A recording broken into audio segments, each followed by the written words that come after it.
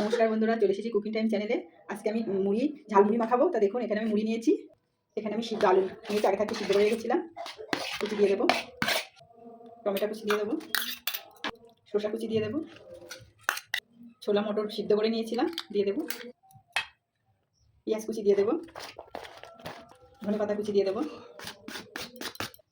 চানাচুর দিয়ে দেবো, লেবুর রস দিয়ে দেবো, অল্প পরিমাণ লঙ্কার গুঁড়ো দিয়ে দেবো, সর্ষের তেল দিয়ে দেবো। সর্ষের তেল তো অবশ্যই দিতে হবে ঝালমুড়িতে। এই যে বন্ধুরা, আমি এখানে চাট মশলা ব্যবহার করব। আমি এখানে বিট লবণ ব্যবহার করবো, আপনারা চাইলে সাধারণ লবণও ব্যবহার করতে পারেন। এবার বন্ধুরা, হাত দিয়ে একটু ভালো করে মাখিয়ে নেব।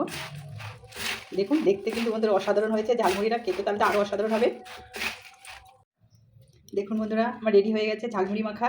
দেখুন কত সুন্দর হয়েছে, দেখতে অসাধারণ। দেখবো খেয়ে কেমন টেস্ট হয়েছে।